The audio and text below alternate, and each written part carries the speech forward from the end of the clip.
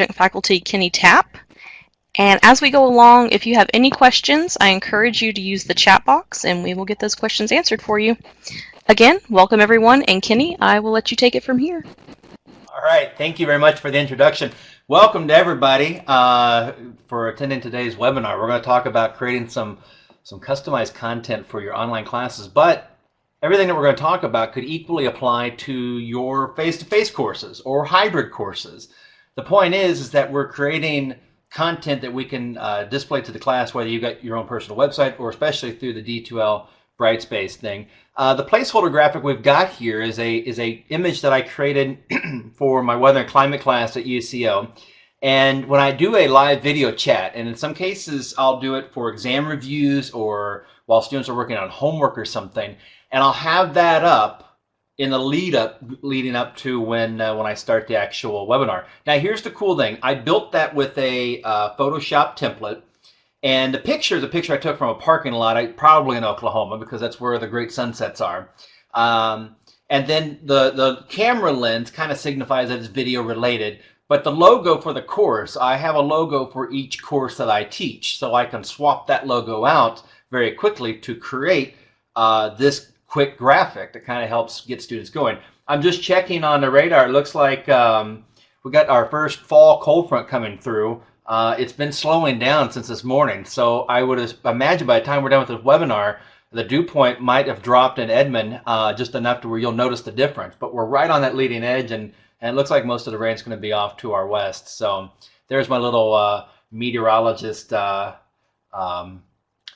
talk shop, I guess. So let me switch gears and move over to our presentation, and we can really get into talking about creating some cool content. So if you guys have any questions, just feel free to add them as we go. And this is definitely a discussion to share some ideas, my experiences, and help hopefully to inspire you and answer questions along the way.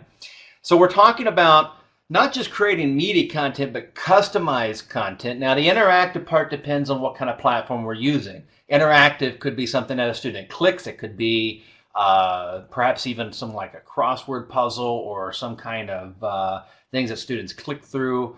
Could be some sort of a game. The interactive part just refers to the fact that the student is interacting in a learning environment system like D2L. So when we first, and let me make sure, oh, here we go. There we go.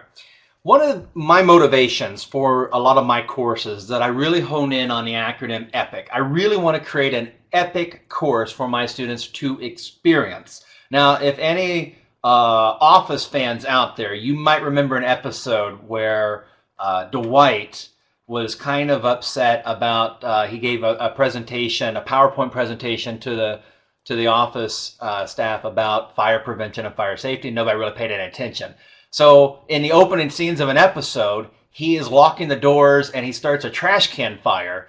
And his monologue, what he's saying to in the episode is he's saying, you know what? Nothing teaches people more than experiential learning. And so he simulates this entire fire, and it's one of the most hilarious opening scenes to an episode, I think, ever. So, but he's grabbing onto this experiential part, right? I think if you look at a lot of the headlines and trending things, like if any of you have ever used Airbnb while traveling, which is pretty cool, I have to admit. Airbnb CEO gave an interview on the Today Show about 4, 5, 6 months ago, back in the springtime, where he said that Airbnb is kind of shifting gears. Yes, they are an outlet to provide or allow people to host rooms and etc. But they want to start focusing on experiences, because the millennial generation is a generation that would rather invest in experiences than in goods and items, material possessions. So that just kind of speaks to the kind of our target audience. Our college students are really after experiences. The courses that I teach are generally non-major courses. They're science courses. So these are students who are checking off the list on their degree sheet, trying to knock out either a lab or non-lab science course. So it's one of the few chances that we get to get these students interested in science. And so I care more that they have some sort of an experience. Now, in an online class, that is incredibly challenging to create an experience or have experiential learning. So part of my strategy of pursuing epic course design is that I do want it to be experiential, and through that I want them to participate. Now, participating in an online class is easy if they use discussion forums, but participation could also be challenging your students to go out and take a picture of something or create some kind of a media on their own. For a lot of my classes, especially anything when we get to talk about astronomy, I will have students take pictures of the nighttime sky, or they will track the sunset or sunrise on the horizon, or even track the moon during the different phases over the course of a month. So, and then they take those pictures and they share them in the discussion forums. There are lots of different ways that you get students to participate in a course, but also participate with the actual content. And that's what I'm after. Image rich. This is where everything's visual, right? Really, when I think about why would something image rich be successful in an online course, just think about how successful Instagram is. Instagram is more popular now for millennials and what I think we're generation, I don't know, I lost track, Generation Z. I think that's what's coming up next after millennials. Somebody can correct me, but they're even more image rich. They use Instagram more than Facebook. Facebook right now is more the millennials. The younger generation is using Instagram. Popularity of things like Snapchat, Snap Stories, those things are all very popular now because they are image rich media content. And then the last one is connective, really helping students connect.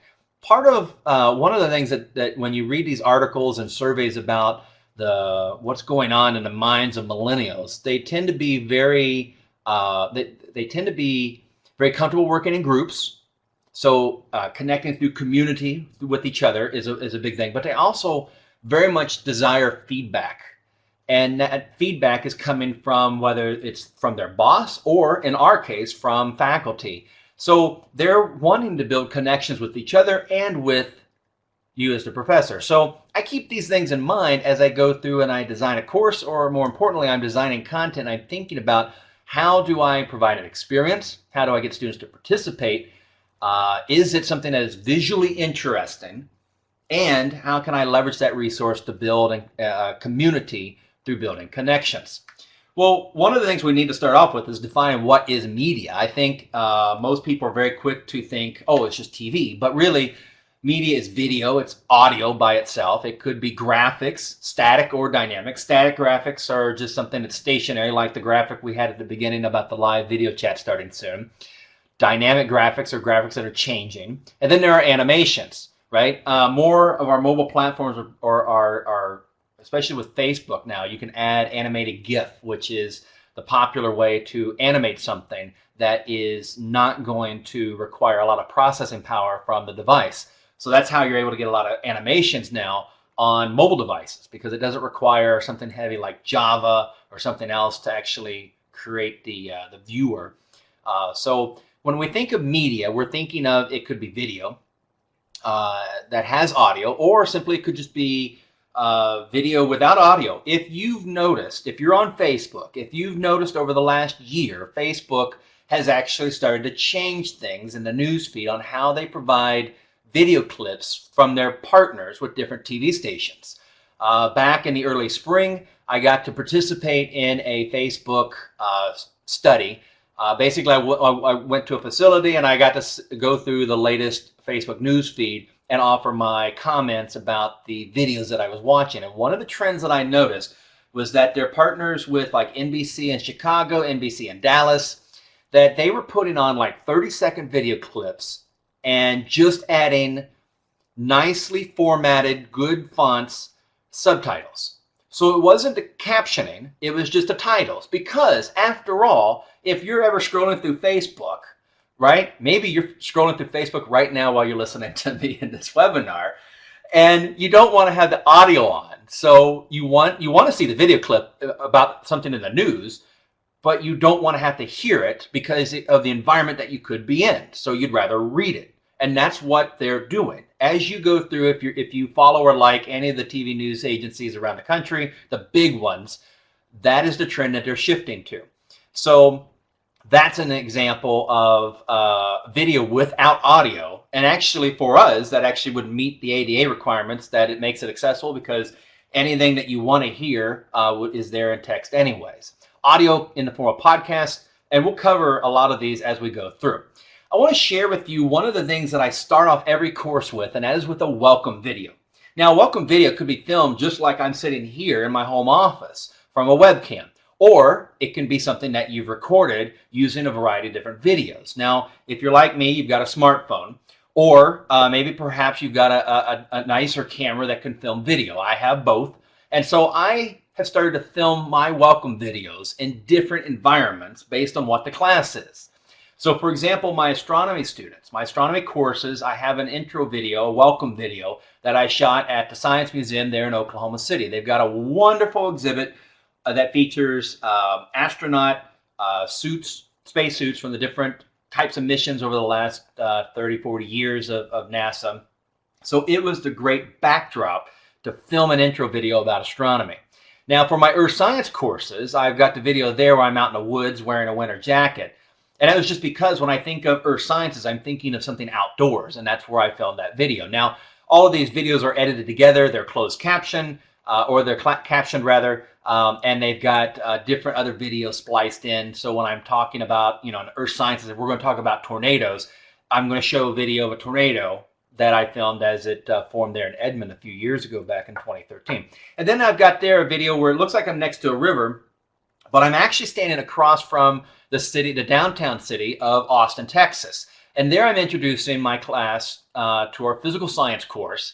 And I'm relating the different areas of content that we're talking about in a course in that semester to what they can see behind me. Because after all, when we talk about the physical sciences, we're talking about physics, and there's a lot of cool things that go on in a city.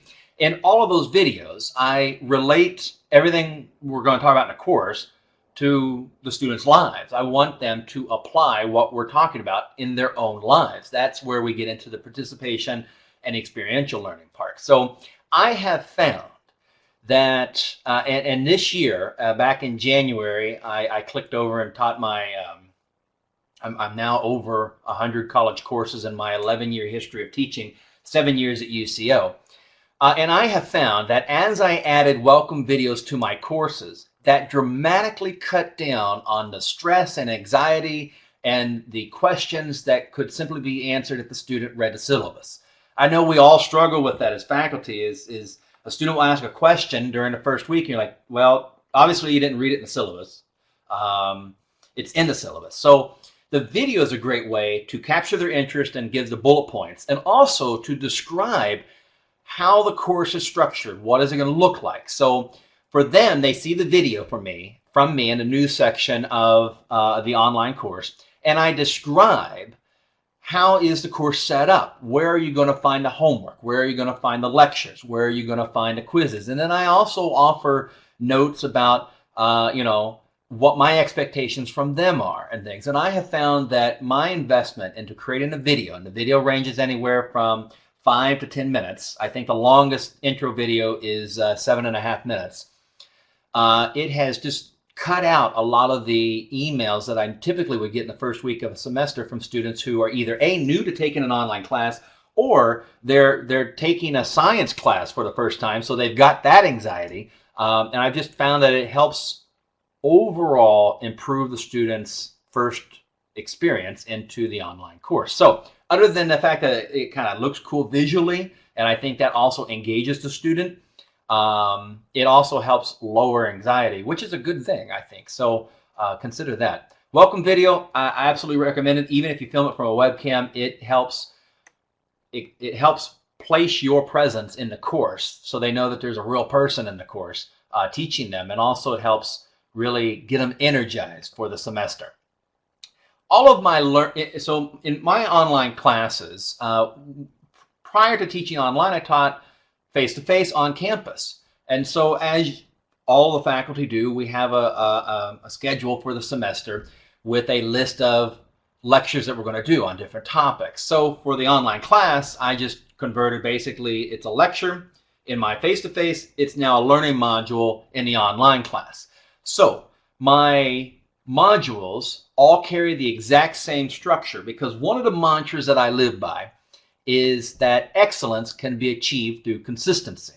Consistency meaning in how I teach the course, meaning how I answer emails or how I answer text messages or how I provide feedback on grading, but also consistency in the structure of the course. So every learning module is built with a plan, which is an overview, the lecture itself, extra resources, which provides like extra readings or extra videos or something. Then there's a review section, then there's a discussion section, and then finally required activities, which is where the students will get a quiz. So in the plan part of a learning module is where I have an overview web page, and on there I can add like a quick 2-minute, 3-minute video that introduces the students to that particular learning module. In this case, I shot that video on a green screen in a studio and then replaced it with footage from NASA of the moon. And it's because it's about the moon. Very recently, I started to film videos as I experienced them. So this summertime, I was chasing a thunderstorm that had a tornado warning. And so I'm soaking wet because I stand outside taking pictures and video, and I film a selfie real quick with my cell phone. And I say, this is incredible. I just experienced this supercell thunderstorm, a thunderstorm that rotates. That's what we're discussing in this week's learning module. It was a very quick video, but that's what I'm going to use in the overview for that particular learning module on thunderstorms to kind of help get students juiced and excited and ready to move on. So in addition to the welcome video, then you have videos you can add to a learning module as for an overview, but also for the lectures themselves. Now, one of the things I discovered years and years ago, even when I taught face-to-face, primarily when I first started out at CeCE teaching, I did not like the idea, because my family was in Indiana and I wanted to go spend a week of Thanksgiving with them. I did not like the idea that 1 or 2 lectures was keeping me in Oklahoma for a few days during Thanksgiving. So I made an agreement with my dean at the time that, well, what if I replaced the lecture with a video? And that's where this particular video, a lecture about the moon, started. And I realized that students really loved it. They loved it because they could watch it. And this was back in 2009, 2010, somewhere in there. I did this video, and I even look younger in it. I still use it today. Students still watch parts of this video that covers the lecture. But I filmed this in a TV studio with a green screen, and so I had the laptop set up so I could advance the slides, and it was set up to where I had TV monitors, so just like the weather people on TV, I could see on a TV monitor off the side of the set what it looked like behind me, so I could interact with it, and I really loved that setup. But that was my first view into how the students loved it, and I thought, all right, we're on to something here. Because one of the things I kept encountering in my face-to-face courses is that you've only got so many days, so many lecture periods, and not enough time really to cover everything that you want. So I realized that in my astronomy lecture series, I could have the students watch my lecture about the moon online, and then that gives me a whole nother lecture period in class to cover something else in depth about astronomy. So I started in different lecture series adding lecture videos and having students watch it online outside of the class period, and then using that class period to expand on something else. So it really helped free up some more time, but students really latched on to it. Another video I did in front of a green screen, it was about stellar evolution. This one I have through the YouTube platform, so students can, it's about almost 18 minutes long. I have a couple video lectures about 40 minutes long, and that's way too long. When you look at the analytic data, you see that students will drop off after so much time. So I'm going back now to my longer lecture videos and splitting them up into smaller chunks of time, 5 minutes here, etc., and breaking it up so that more students will watch it to the full length. One of the things that I do in this particular lecture video is that I talk about a specific topic about our sun and how it evolved. And I ask that as an essay question in their exam. So when I grade those exams, I have a good sense on if that student watched a lecture video or not. And so I can get a gauge of if students are really absorbing some of the material as we're going through it. I've also started to film some lecture videos outside of the studio and on location. So over there on the left, I've got a web lecture about waves. And so waves in the atmosphere, waves as in terms of sound, in terms of light. So I can relate it to astronomy. I can relate it to geology in terms of earthquake waves. I can relate it to the weather in terms of waves to the atmosphere. I can even relate it to oceanography. So I filmed it down on the Gulf Coast right after a tropical storm had moved through. So I was able to talk about a lot. And so to see the waves crashing behind me, I think adds a little bit more engagement to the video. So I do experiment from time to time by filming on location, so to speak. And I'm either usually holding it or it's just below me off camera is an iPad with all my slides. So I know that I'm keeping up with the content that I'm wanting to talk about. It's not just all coming from memory. Other videos that I've started filming is from an actual lab on campus. So an example there, I'm doing a quick lecture about electricity. And so I added some Christmas lights to the table, and I have my laptop there just to make it look a little bit more cool, but also to provide me the notes to talk about. And I'm just there talking about the topic at hand. And it's a very comfortable way to present to students. So these are two examples where I'm not in a TV studio. I've just got the camera either set up outside or in a lab. And so really it's about using the spaces around you that provide some sort of an interest. Now, I can tell you this much. Back when I was in high school and college, undergrad, I actually worked as a naturalist in Indiana State Parks.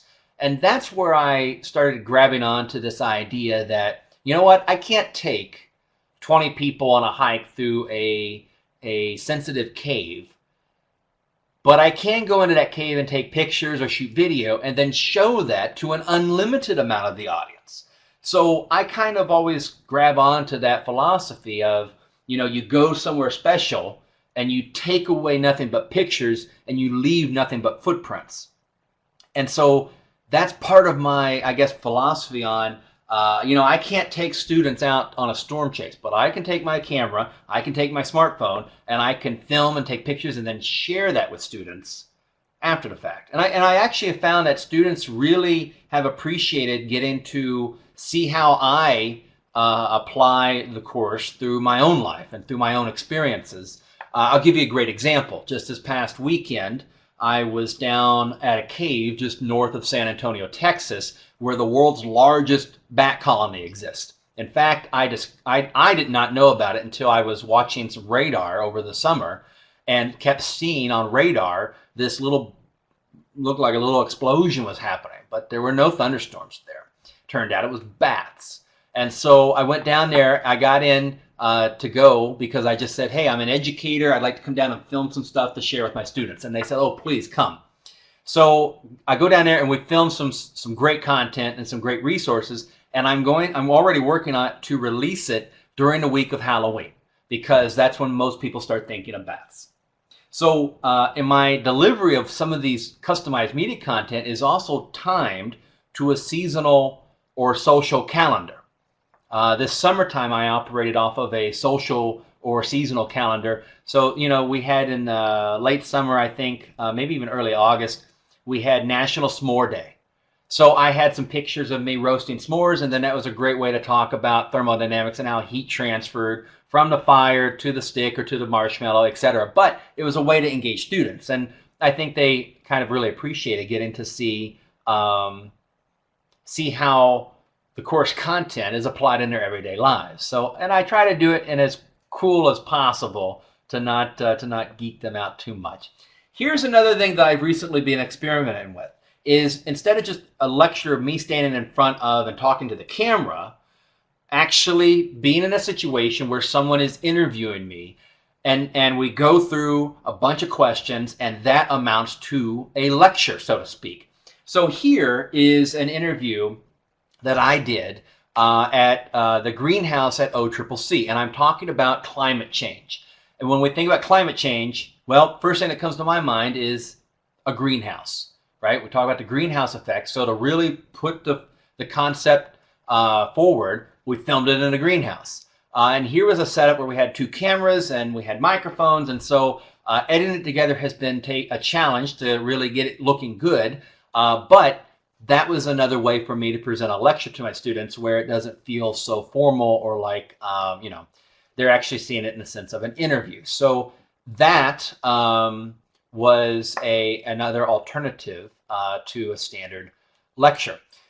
I have videos that go along with different projects to help walk students through things, because when you introduce a project, you want students to, how do you translate what you would normally tell students face-to-face in a lab experience, in a lab environment, so to speak? How do you tell them different things? How do you get them excited about what they're about to do?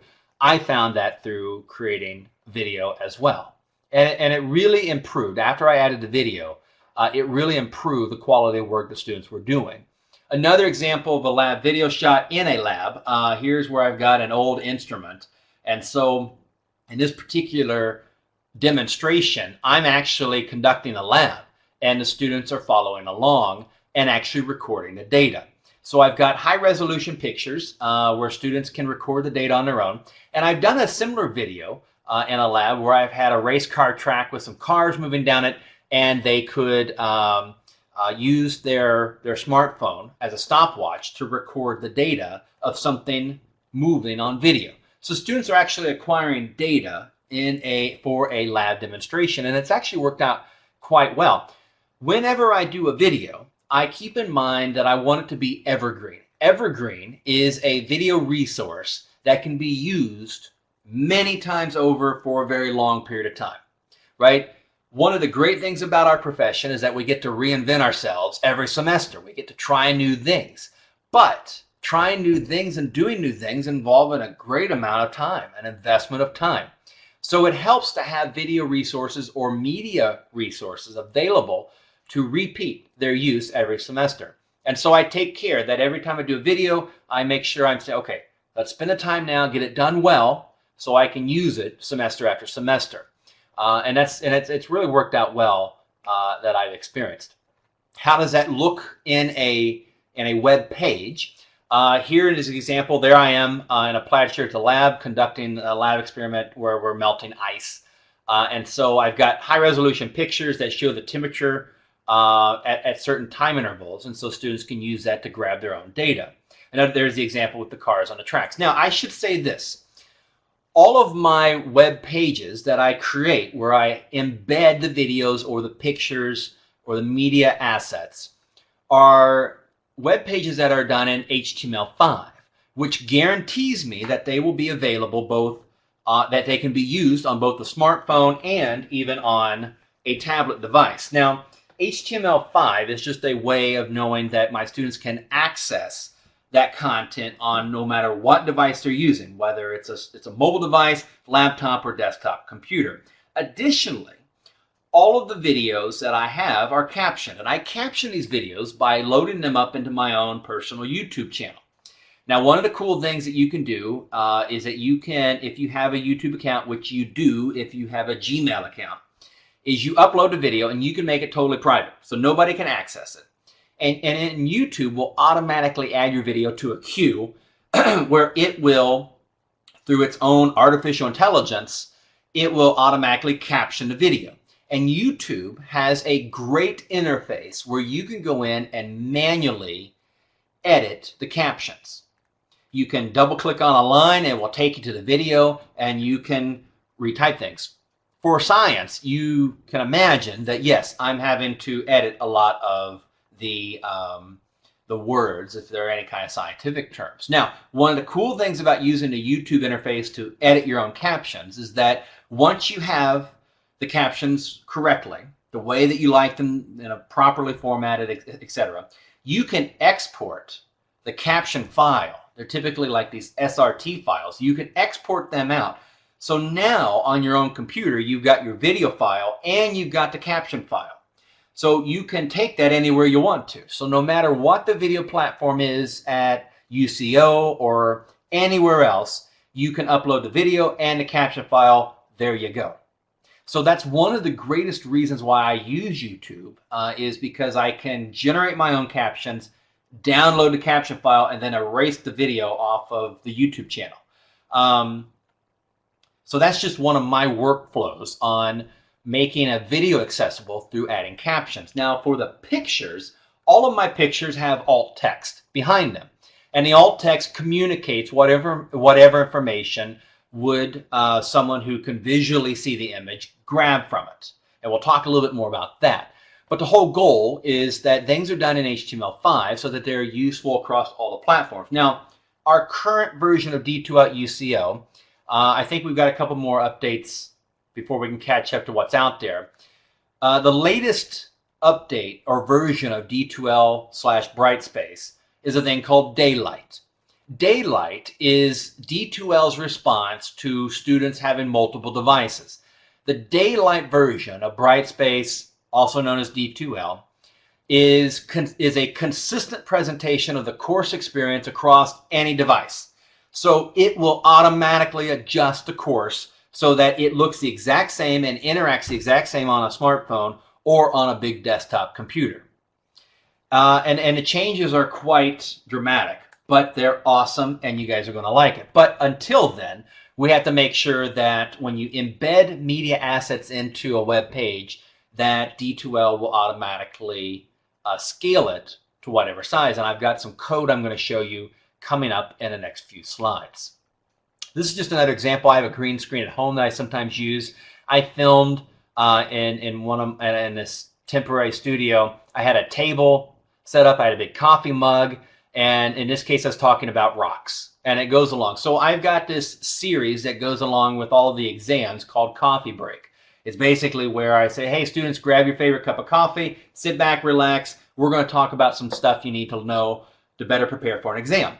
And I started doing this video, one, because I really like coffee shops. And two, is when I was doing face-to-face courses, I changed all my office hours to be at whatever coffee shop is on campus instead of in my office. And I had a dramatic increase in students who would attend. I went from 2 students a week to over 20 students a week coming to talk to me during office hours at the coffee shop. So that's when I thought, okay, mentally students like coffee shops. So I have a whole series of videos where I'm just talking about some stuff that's related to the course in prep for an exam, and we're in a coffee shop environment. So there you go. If that's something that might help you as well, that's a great excuse to buy cool coffee mugs to make the videos a little bit more interesting.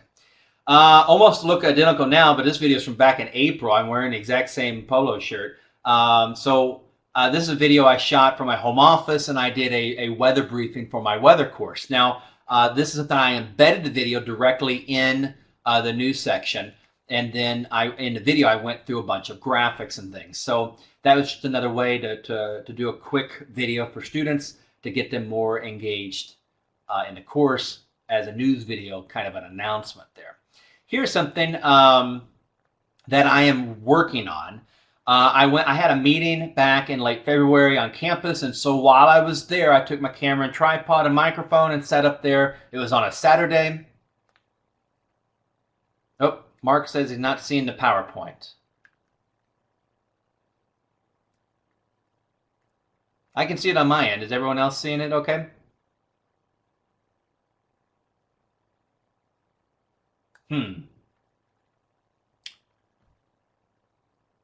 Okay, well, we will continue. I'm not sure why it would just be white. I've got here. I've got 2 screen captures from video I shot in front of one of the buildings on campus. And in these videos, I'm doing 2 things. One is I'm introducing students to a learning module. So it's a video that's going to go in an overview. Another clip of this video is where I'm actually pitching the course for us to eventually put like on Facebook. It's like a quick 15-20 second video saying, hey, we are talking about these different things in the upcoming weather and climate class. Enroll today.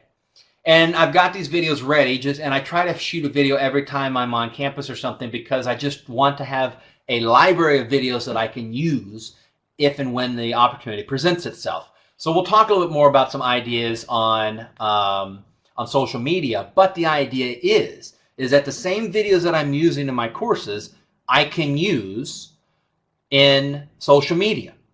And so we'll talk a little bit more about that here coming up, but this is just another quick hit, another idea on that one. Another media asset that I found success in creating are things what I call infographics. Infographics are actually becoming more popular even in printed media. even online. It's just a way to present information in a single graphic. And so it's easy for me to do in different weather scenarios. One, I'm taking a picture of some fog at sunrise in Indianapolis on a road trip. And then I'm also taking a picture of a water bottle that had condensation on the inside. So I could talk about how you get condensation in the form of fog or in your water bottle based on changes of temperature. And then the other one is taking a simple picture of a Starbucks coffee cup on a table in a classroom, and just talking about using that moment to talk about heat energy transfer. You know, it's these little things that I try to take pictures of and then help connect it to something we're talking about in the course. And I've actually found a lot of students will see that. I mean, that's something that I can embed inside the news on the actual course, and it's something that I do in a timely manner. So I always make sure to post it during a week that they're working on a learning module that's related to. And I've actually found a lot of students make comments either in evaluations or in an email or something that they really appreciate the videos, and that they actually go and look at this stuff themselves because, you know, I've got their interest on it. Another picture from Houston is some other fog forming, some evaporation off of a little pond. Another image there is, you know, a cold front surging across Oklahoma. You know, we're not going to see anything severe today, but there's a cold front coming across today. So likewise, I could create a radar image and share that to show with students like, hey, this is coming across today. You're going to feel a difference, just to get them connected to the material. Another infographics are all related to astronomy. I really do like taking pictures of the nighttime sky. And frankly, these are just pictures where it's just showing up as dots of bright light in the sky. But the whole goal is, when I'm talking about a topic in astronomy, hey, students, get outside. You can go see this in your own backyard. And so whenever I travel, I often try to take pictures along the way of something cool. Even in that one infographic there is a picture I took at a Britney Spears concert, because the whole stage had this huge moon rising up behind it. And so that was an opportunity, I guess, for me to say, hey, here's this big moon, and here's why it looks weird on stage, because it's kind of incorrect. Or, you know, related to, you know, here's a full moon rising tonight, and there's a full moon rising on the stage for Britney Spears. So, you know, you see these random things, and it's a way to engage the students with your own life, but also a way to engage and connect them to the course concepts. I always joke with my students that in some ways I'm out to scar them. So years later, they're going to see something and be like, reminds me of that science class from years ago. Just more infographics where you take a couple pictures and then I label it. Now, I create these infographics in Keynote, which is the Apple version of PowerPoint. My workflow is all Apple. So I have the iPhone, I have the iPad, and I have a Mac laptop and a Mac desktop. So I can now, that Apple is really increased their productivity capabilities, I can take an image on my iPhone and I can either work on it in my Keynote template on my phone or on my iPad. And in cases of video, I actually shoot video on my iPhone and I airdrop it to my iPad, because the iPad has more power to edit the video. And then I can edit it, and actually now most web browsers, when you attach a file, it can access the photo library on your tablet on like an iPad. So I'm able to shoot the video with my iPhone, airdrop it over to my iPad, and then edit it, and then upload it to D2L from there. And it works out really well. Or likewise, I can edit slides in Keynote on my iPad and create infographics like this. So when you think about creating graphics, think about your workflow. I have created templates, so I can add an image, copy and paste these different titles and different arrows and things, and I can generate something very quickly. So I try to make it more efficient and less time consuming, but have a larger impact. This is an image I took on a flight coming back from a big conference in Seattle. And so there is a picture of Mount Rainier, which is an old volcano. And so I went back and labeled it and then offered this as a graphic that I use in one of my web-based lectures in one of my courses. Now, what about, so we've covered video, covered some graphics. What about audio? Now, in some cases, you may be thinking, okay, well, I've got a lot of graphics I want to use in my courses, but there's a lot of information there, and it may feel like it's too stressful for you to add all the information in the alt text in the HTML code. Well, we want to make these things accessible. And one of the things that I have found is that when I make the investment and the effort to make something more accessible to my students, it impacts in a positive way 100% of the students. So for example, I have a web page where I have a bunch of weather graphics. It would take me a long time to type out the information on the alt text. And I often wonder if it might be too much text inside the alt text for an image for a screen reader to read. So my solution was to simply offer an audio podcast. And the audio podcast is something that it's featured at the very top. They hit play, and it is me talking about every image on that web page. They scroll through it, and they're following along with me. And then we even take the added step, and I actually have the transcript available from the audio podcast as a separate PDF file, so a student can actually access it and read what I'm talking about. I have now used these podcasts for lecture-like media or lecture-like web pages, and also for exam reviews, because in most of my exams I offer sample exams. And so I offered an audio podcast because the student can listen to it while they're going through and working on a sample exam. And so it really works out well. And in the case of, for a lot of science courses, especially whether it's geography or meteorology, where there are maps with a lot of information in a map, I have found that the audio podcast works out really well and allows for students to go through it. Now, when I first started creating these web pages, I have worked for several years with the fine folks at CeCE, and I can remember a few folks wondering, why was I creating these very long web pages instead of multiple web pages? For me, from my own standpoint, I don't like to click on multiple different web pages. I want it all in one location. And actually now, in the last year, there has been more and more data coming out from news publications online that they have found that they lose a significant portion of their readers if that reader has to click onto a second page. So that just kind of reinforced for me, okay, I want to keep things on one long page. And I've got another example that's coming up where I'm going to show you one of the long web pages that a student can scroll through, but there are options where they can select something and skip to different parts.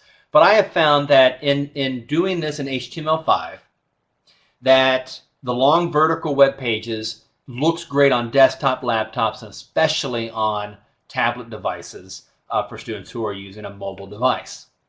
Here's another audio podcast for an exam review. Students love this. I have gotten so much great feedback from my exam podcast because it allows a student to have their study guide or material right in front of them and then listen to me as I'm going through it. And so it just works out really well for everybody. A lot of my motivation is data-driven, and I've learned that the hard way when I'm trying to convince somebody, whether it's a dean or someone else, that this is the reason why I'm doing this. They want to see data. So I offer on the first day of every semester, for every course, I offer a media survey that I conduct through Google Forms. And it's an optional. I make it very clear. This is optional. You're not graded for this. This is just data that I collect for me to make decisions about how I'm using media in my courses. And I also take a look at the data from different assessments, homework and exams. I can look and see, okay, well, students weren't answering this question on an exam very well, and I know that maybe that's why, maybe I should put a video out for that, or maybe I should do a different graphic for that. I look at course evaluation. Students' feedback and course evaluations obviously can be very helpful sometimes. And also enrollment. For me, I pay attention to my enrollment in all of my courses, and that gives me an idea on if one of my strategies in how I deliver the course is successful. And so I think all those combined help provide me enough data to make some decisions on what I do. So one of the things that I found, how do students use media? These are some examples from previous classes where I actually have students take pictures and create something, add it to the course. In this example, some students are doing something for a physics course. So students love creating their own content. We've got that. Exactly what are they using to create the content, and what are they using to experience the course? So I asked my students in the media survey, do you own a desktop computer?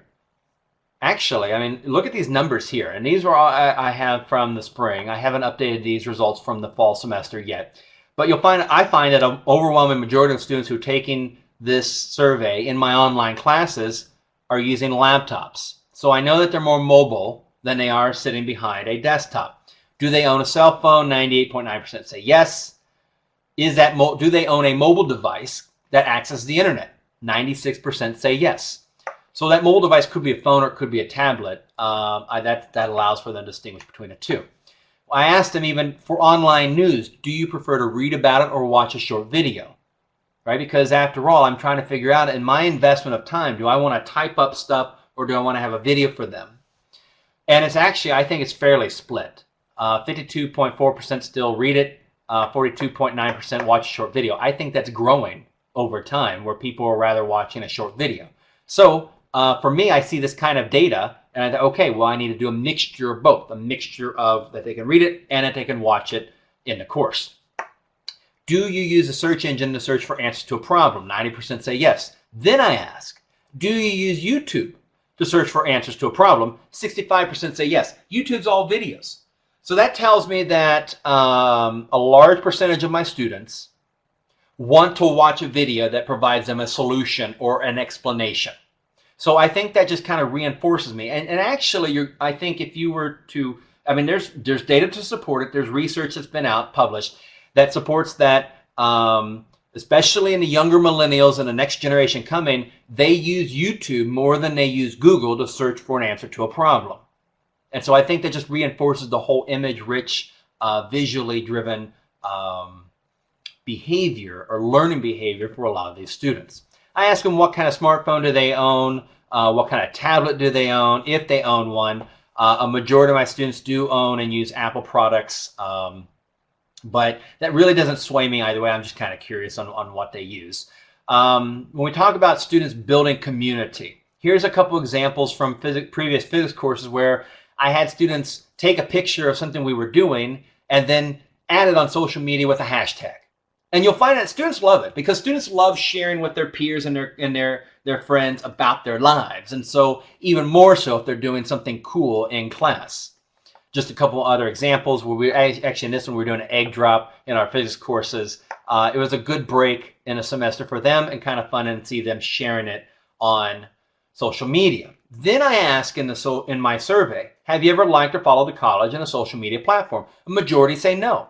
And something that I've noticed, and you might notice this too, some of the students in your own class have a larger social media influence than the university does, right? If only 2,000 people have liked the college on Facebook, you may have some students that have over 2,500 followers in their social media sphere, whether it's Instagram or Facebook.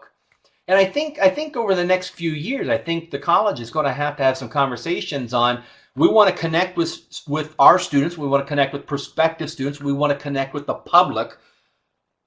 After all, we try to convince the public that we want funding for the college. So how do we connect with them in social media? I think we can actually learn a lot from some of our own students that have huge social media footprints out there. So it's just something to think about on there. Asking students if they use Twitter more than Facebook. I think I have noticed that more and more students, they use Facebook more than Twitter, but they're actually probably using Instagram more than Facebook. I ask them if they've ever used a smartphone or tablet to complete an assignment. Then I ask them, well, how cool would it be if your college professor offered a custom app for the course? And yes, a lot of them will say that would be very cool. And I'll share with you one thing. I have started to adopt OER in my courses. So if I can eliminate the textbook cost, which most students are paying a minimum of $80 even for a used textbook, then that frees up their money to maybe invest in something else. So for example, this is a viewer. You put any smartphone, modern smartphone, you can put it inside this and then you wear it. And this is a way to watch an immersive type video. This was $10 at a local electronics store. Likewise, which actually we probably could get them for free, Google makes a cardboard viewer. So this is actually something that I'm working on this school year, is how can I make some of my videos and some of my media assets something that would be useful in this? Or rather, could I offer it in some like a web-based app that students could utilize and view through no matter what platform that they're actually using? I asked students if they've ever purchased an ebook, if they would download a free ebook. Now, right here, I mean, more than 58% of the class say yes, absolutely, they would download a free ebook. So I have started offering free e-textbooks in all of my courses. They're readily available out there in the market today. Let me skip through a couple more slides because we're running short on time, and I love to talk about this stuff, and I want to make a little bit of room for some questions. Here, how important is it that lectures are made available online? A large percentage of students want the lectures online. Then I ask, okay, well, how important is it that lectures include media? And it's mixed. I mean, between 5 and 10, it's kind of mixed. And so I think that's just a variety of the different students and their learning behaviors, their cultural backgrounds, or even their age while taking the course, and how much they actually adopt media, or maybe they don't know the definition of media in that question. So all this boils down to, when I put a lecture video on my course, how successful, how effective is it really? So I'll give you an example. On my face-to-face on-campus courses, I used to do a lecture on air masses and fronts. And then I decided, okay, let me take the slides and put the slides on D2L or my website and tell the students, go view the slides instead of me talking about them in class. You go through the slides on your own. Okay. Then I upgraded to the full web page where there's a video of me doing the lecture, and then there's mixed text and graphics, delivers the exact same kind of lecture experience. Well, kind of, right? I mean, it's a video of me, and it's the text and everything.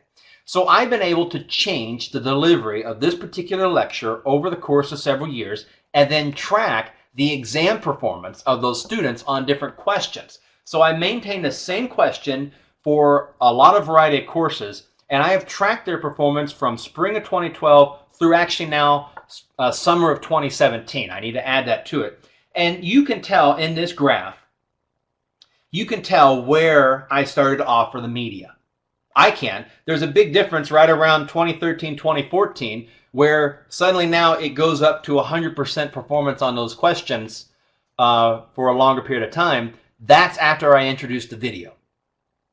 So I think the overall trend kind of, you can see where I ramp up in 2013 and offer perhaps the slides, and then I get more performance out of the students after adding the video mixed with text and graphics. So I actually am keeping track over the long term of how students are performing based on the media that I'm adding for the course. And like I said earlier, I try to offer a lot of my courses for mobile devices. Let me switch gears and show you a different web page. Now, it may be kind of hard to read some of the text, and that's okay. I just want to show you what it looks like. This is a vertical screen that I have in my home office. This is how this would look like on a tablet device. This is a web page where I've got, now this particular web lecture is for one of my courses at Oklahoma City Community College, so I have customized it with a picture, a weather picture that I took from that campus. The version of this that I use for my courses at UCO, I have pictures from the UCO campus of weather events. So students can scroll through and read, they can see more infographics, I've got embedded video, and they can go through and they can experience everything. I've even embedded a live map. This map, through HTML coding, updates every time the Storm Prediction Center updates their forecast. So in a way, it's kind of interactive in the sense that it's providing real-time data. And so this is all the lecture material, and then I relate it to the campus at the very end because I'm talking about tornadoes. So I'm giving an example, in this case, of when a tornado warning had been in effect for the campus, and then where they go on campus to seek shelter. One of the cool things that I've added are these buttons up here at the top. So if they want to go straight to lightning, they click it, it takes them to lightning. So they don't have to scroll. If they want to go all the way down to tornadoes, they click it, it takes them to tornadoes. So that is kind of the version that I'm seeking now of being able to deliver that kind of a lecture experience for my students. Let me switch back to the PowerPoint.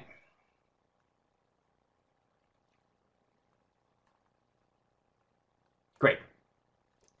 So that was an example of what a lecture page would look like inside one of my courses. That was a newer version where I've added the buttons at the top so that they can advance to different things. A couple quick tips about creating media.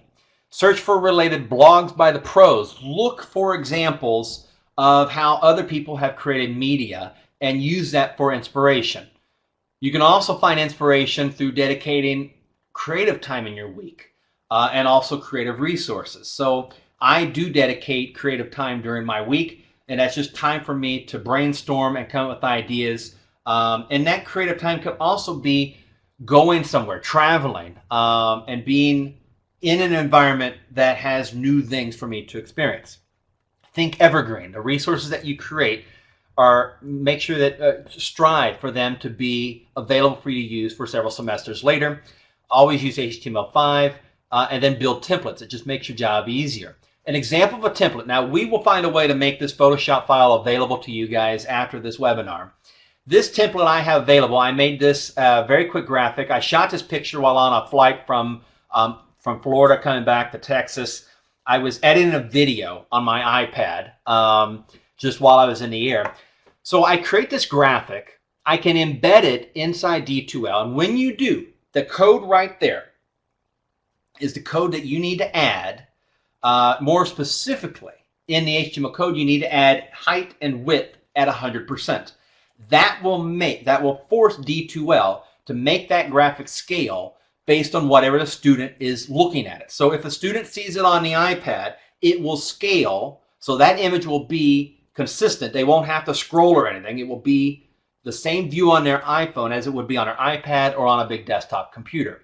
So adding that text is important, more specifically adding the height and width to make sure that it scales properly.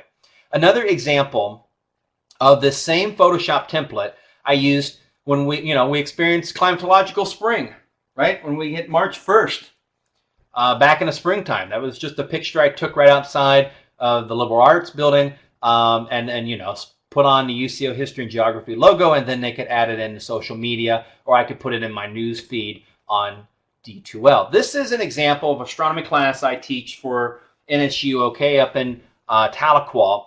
This is when we started marketing for the summer online class that we're using a free e-textbook, so they could put this on social media. This is the same template. I've just recycling different graphics and fonts and things. And I should say that this template was originally designed for Pinterest. So this is valid for Pinterest, for Instagram, for Facebook, because it's at a high resolution, the size-wise, that will fit the social media platforms. I also use it when I have a graphic and the news feed to start a course. Now, there's a big button there that says press here to launch.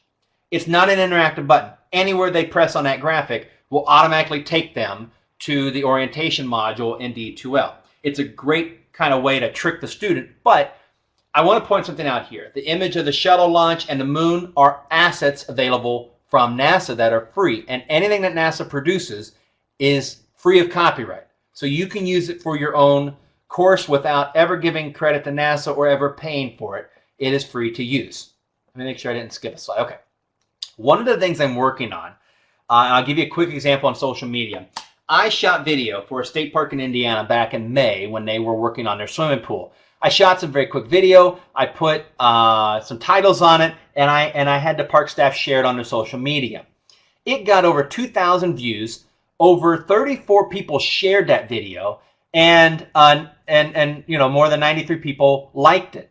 And I was surprised. That was like a 15-second video. There's no audio really. It's just some title and some video shots of the pool, but people watched it, and so that kind of gave me a sense of we could apply this in the college environment, right? You could do a preview of a lecture, a preview of a talk on campus, or a preview of a course, and I think that people will respond to it positively in a social media environment. And an example of that, I was on campus. This is a picture from my last academic year at the beginning of the spring semester, where I saw a rainbow on the fountain there on campus at UCO. This is my next thing that I'm working on. I'm going to turn this into a learning module about optical phenomena because I have taken pictures of different rainbows and optical phenomenon across a lot of my different travels. And so it would be great to use that, to use the pictures and video that I've taken in a learning module. But I'm going to introduce the learning module to students starting off with a picture from campus, saying, hey, you too can see this. Here's how this happened.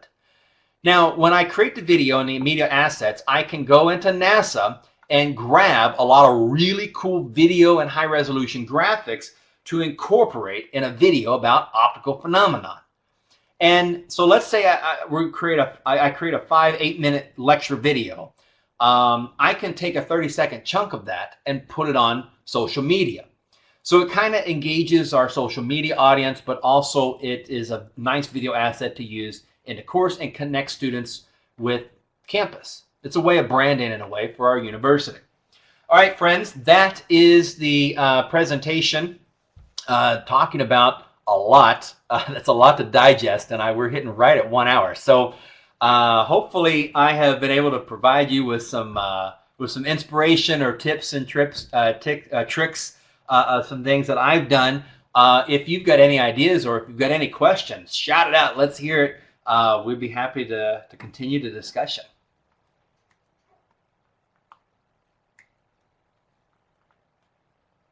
And I can tell you that that this is, obviously I teach a lot of science courses, but you know, I've got a lot of colleagues even that teach anatomy and physiology. I was recently in Europe and I went to one of the bodies exhibits, phenomenal exhibit. And in Europe, you're allowed to take pictures of that exhibit. Whenever that exhibit, the Body Worlds exhibit, is traveling to the United States, you can't take pictures.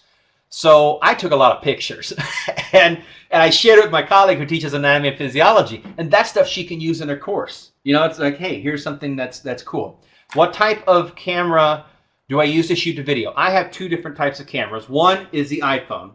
The iPhone shoots in high definition, and you can switch it from 720p, 1080p, but also this is the iPhone SE, which is the same hardware specs as the iPhone 6 and greater, can shoot it in 4K. I like to shoot a lot of video that usually doesn't involve me talking with the iPhone because the iPhone can quickly adjust to the lighting. Getting something exposed on camera is important. But also I can shoot time-lapse and slow motion. There have been times where I've set this camera up on the roof to time-lapse clouds coming in because they were neat and it's something I wanted to talk about in class. So that's where I film a lot of video. But I also have a Canon DSLR. I'll grab it real quickly. It's just a simple Canon DSLR. It's the digital version of 35mm, right? But this can shoot video. And the cool thing about this is that I can add different lenses. This lens right here is a wide-angle lens. This can go as low as you can before you get to fisheye distortion. And I like filming with wide angle because it provides that immersive experience. And then it also has an audio, a microphone input. So I can have a microphone on me and record audio straight to the video. Any chance you get when you're recording a video of you talking, put a microphone on, because that way you will ensure that the audio will be loudly and clearly heard. All right, another question. How can I learn more about specifically how to add text to videos? Great question. Honestly, the easiest thing for you to do is to use Apple products on both, whether it's iMovie on an iPad or it's iMovie on the Apple desktop. They have the templates already there for you to add text, and you can control the length of time that the text is added. I also use Adobe After Effects. Adobe After Effects is a way to animate a lot of different things, and so I can add more animated graphics and text to that. In addition, I also do use Final Cut. It's an Apple video editing software. In Final Cut, and also if you'd use Adobe Premiere, those are the professional video editing software from Adobe and from Apple. You can also add customized text, just like you would add text to a Word document. You can actually add it to the different videos. So we covered the editing program. I talked a little about asking about the text. Let me scroll through here. Oh, you're welcome, Linda. I'm glad that you were inspired by some of this stuff. Yeah, you're welcome, Dorothy. I do try to make my courses appealing, and I'll tell you this. In my 11 years of teaching, and I do load up a lot of classes because I'm an adjunct and, well, got to feed the family, right? So this was my first semester to have all of my courses 100% filled 2 weeks before the semester started. I take that as a sign that I'm doing something right. So that was an example of how I keep track of enrollment, just to kind of help engage the students.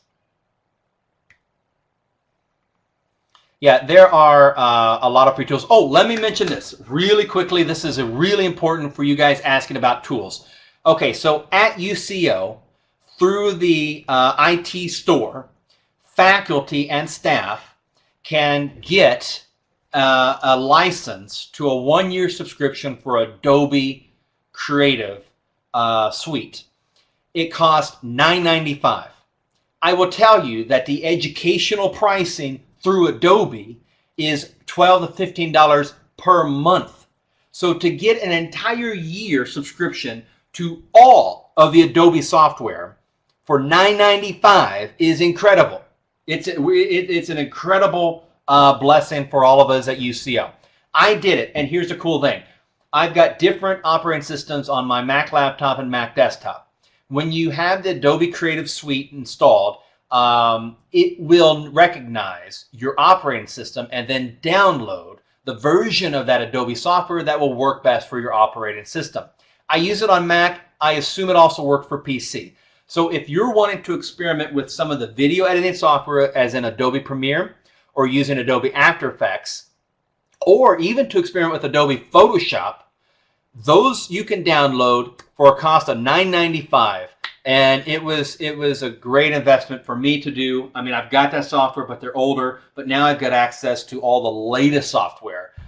So I highly recommend to utilize that through the UCO IT store. Awesome. I really appreciate the comments. And I'm glad that you guys enjoyed the presentation.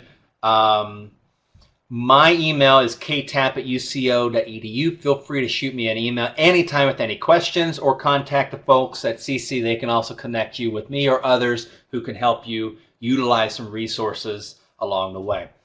Inspiring students by capturing the life that sparks your passion. Very innovative. Yeah, actually, I mean, I really, really love sharing with students the experiences that I go through.